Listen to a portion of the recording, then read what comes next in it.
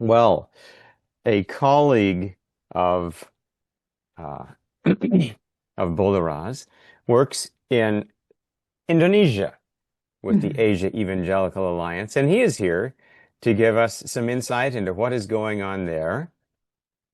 Samara Avriliwan Putra, forgive me if I didn't say your name correctly. He's a member of the millennial generation. Hooray! Born in 1990, and he's the head of research at the Bilangan Research Center, an organization that's doing research about Christianity in Indonesia. He has 7 years of experience in research. Formerly, he served in college ministry and church ministry before joining his current job as a researcher of Christianity there at the Bilangan Research Center. Welcome, Samara. Please speak with us. Thank you. Uh, Hello everyone. Can you hear my voice? Yes, we hear you. Is it clear? Okay. I will do the presentation. Apa kabar? First, first of all, thank you for the opportunity share about uh how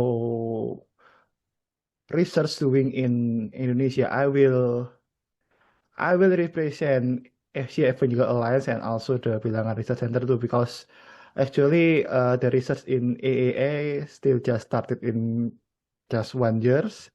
So basically what I share in here is based on my experience in Bilangan Research Center as an organization that doing research in Indonesia. So in this opportunity, I will share to you about our survey practice, and also I will close it with some key trends or emerging trends in Indonesia. So anyway, Bilangan Research Center. Bilangan is a book of numbers, like what to tell about the first the year research in the Bible using book of numbers. So bilangan is book of numbers. So it is about numbers, book of numbers research center. Yes, I am a head of research in Bilangan Research Center, and I am a member too in Study Research Commission Asia Evangelical Alliance. The My team is my the Boloro is my supervisor. And what is the vision of my organization? Uh, my organization vision is providing relevant, valid, and up-to-date data reference on Christian spirituality in Indonesia. So with that vision, what we do? First, we doing the survey primarily because if you already know, research it's not just about it's not only the survey it's not only survey, but also the focus group discussion is include the survey itself. So we basically do the survey whether it is uh, on site and also the online survey. Uh, Before the pandemic, we do the survey on site, so we meet the person itself. But after the pandemic, we now only do the online survey because it is less cost, doesn't need more money to do it because it is online and it is easier to get so many respondents in there. Usually in our survey we use 1,000 respondent in minimum. What we survey? So we do the survey that are relevant to the church. So the topic that we doing must to be relevant for the church and can be followed up upon. Here is just quick info about what we have doing in the 6 years recent. So we do have 15 research that we have already do in these 6 years. We cover about just in faith. We have already create three survey about that, about the church group, about the spirituality, about the church leadership, and we also survey about the Gen Z, the emerge trend too in nowadays this time. Spirituality in Christian youth, and also the last one is expression of Gen Z spirituality. We also cover the evangelism and discipleship too. We have survey about discipleship and the Great Mission, and also mission to other nation. In education, there are several survey that we already conduct, and also within the pandemic, we also do some of the research. And then other other topic is Christian faith and nationalism, and also we already uh, working together with Asia Evangelical Alliance, doing with the Boloro too, doing family conflict and domestic abuse in 6 Asian countries in the 3 years ago. So what is the agenda that I want to share to you all in here? One, I want to share about how BRC, how Bilang Center, how my organization doing the survey in Indonesia. And second, I want to share to you too about what is the Indonesia important result or trend that need to be looked at up. Because I think maybe it's also the trend in other country, maybe. So how BRC doing survey? The first, we of course when we doing a survey, we conduct a survey, we need to choose the topic. But what I want to emphasize that the topics need to be can be follow up. So survey topics should focus on the needs or be actionable by the church, Christian institution, or mission worker. The topic should go beyond being just interesting to know. If not, how if it is just interesting know, just nice to know, but cannot be followed up with real action from the church, from the institution, why we do the survey, of course. So we really do the survey that can be followed by the real action from the church or the Christian institution or the mission worker. So the topic that we choose must provide the valuable insight that help enhance the ministry, to upgrade the church service and then the Christian institution service. So that is our goal, to help them have a better ministry that really answer what the Christians in Indonesia really need them. For example, the topic that we already done in Indonesia is discipleship and Great Commission. So we survey about how the discipleship happen, how the Indonesia Christian do the discipleship. What are their obstacles, and what they most needed from the church, what they need the church to equip them. So from the result, like I said before, the church can help to equip more, better for them to do to the Great Commission. And other topic is expression of Gen Z spirituality. We ask Generation Z about how they see the church. What are their barrier to go to the church? Why they are reluctant? Why they are lazy to go to the church? What is happen? What kind of things that prevent them go to the church? For example, one of the results say they feel lonely at the church. They don't have friend at the church, and then also the other reason is uh, the congregation, the congregation, the senior the senior and their leader doesn't give good example for them. So they see why I need to go to church if the practicality doesn't match how they live their faith in daily life. Mm. So we see about the trend, the barrier, and many other things. I just want to share about the how we doing survey. I don't speak about all the result in there. Family conflict and domestic abuse. We survey about the reality about the domestic abuse in Christian family. And actually, it is uh,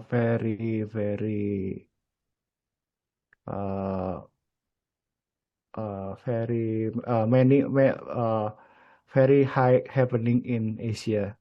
So our goal is to raise the awareness in Indonesia and also the Asian church Mm. about the family conflict and domestic abuse because it is rarely discussed in the church actually in Indonesia. And how to do it? How do we choose the topic that can be followed up? First, we start from the real needs. So it needs to be based on actual needs that observe in the field or through the direct observation. So it is important that we have uh, broader network or it's important to make a network of the church. And also we can use the focus group discussion. We already done that too to gather diverse perspective by uh, that need. So it is the usual way that we do when we choose the topic that we will research on the certain years. And what is other important too is consider the context and the scope. Why? Because the context, such as location or urban or rural or types of church, large church or small church, have different results, have their if different difficulties, have their different uniques, and have their different needs. So in order to do the survey, we need to be precise what is the scope of our survey, what is the scope of the topic, as different contexts may lead to different needs and different outcomes. And secondly, after we choose the topic, we create the strong and comprehensive concept. The concept or theory must be well developed, thorough, and robust enough to provide a solid foundation for effective application and meaningful outcome. Why? Because when we do the survey, for example, if we assess the church leadership, and then after we do the survey, when we present the result to the audience, I am sure that usually in Indonesia, some will ask, "What is your foundation to say that it is effective leadership?" Or how do you say that? What is the foundation that you state that here is the growth in spirituality and the other just didn't grow spiritually? What is your base to say that it is valid, that the data is valid? So in Indonesia, when every we doing the survey, we really take care about the concept because it will be question by the audience because Mm. we have many theology scholar here too in Indonesia. Although we just 6% Christian is just about the 6.4% in Indonesia, but many already study in theology by being a scholar too. How to do it? Every we doing the survey, we split it into different projects based on the topics, and in each projects we involve the experts on the survey topic that we do in developing the concept. So they involve from the developing the concept, the variable that we will survey, and then what question to be asked in every question. We do it together with the expert in there. So every we do the survey, the team is consists of uh, our our board member, and then we also work together too with expert in the certain topics, although they are not the member of our organization. And nowadays we know that AI go excellent actually, so we can seek assistance from AI for reference on the current construct. Actually, I feel it very helpful. You to use AI to crafting the construct, to crafting the question itself, uh, making the question go better and better. If we have limit of, especially if you have limited, if you have like me, have limited knowledge about the theology, limited knowledge, limited experience too. Actually, 7 years is still small. Actually, if I know compared to some of the audience here, so I feel AS can help me to uh, have a better question. So it is the example mission security. We just I just show you what we already developed in Bilang Center, but yet I put it in note. Yet we still rebuild it like Joe said in the earlier. We need to research. We need to research, research, and research. So yes, it happened to in us. 4 years ago, we have this theory, and then currently we go with another revised foundation of the knowledge. And it is about the church leadership. We do it too. I will not go into the detail. I just show you this is the example of the concept that we usually create before we doing the survey. So we really mapping them all. We say in about the factor that maybe affect the result. For example, differences can bring the different result, personal profile, majority religion there, whether they are majority in their area or their minority, because some area in Indonesia Christian is majority, but some uh, in other area too Christian is minority. Some area Christian can be about 60% or 70% in certain area, and some they only just 1 or 0 point something percent in the area. So it will be really affecting to how they doing their everyday lives, or how they apply their faith. So this is just the example that we do. Number three, this is the most important, crafting the effective question. So if you before, as I said, must be can be followed up upon. So question that we create must be actionable or or suitable for the analysis, not just nice to know. As I already mentioned before, I give it in the example. What is actionable? This year I will give you the example. For example, the question is, what qualities help a pastor connect well with you? And then we go with the several answer of list of answer. So why it is actionable? Because after we know the result of the equation, we can know. So we can know how the pastor really connect well with the generations. For example, so the from this result we can do something. The pastor or the church can do something after we get the result from the question.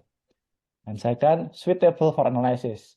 Example, do you have one or more spiritual mentors? Of course, uh, from this question we can compare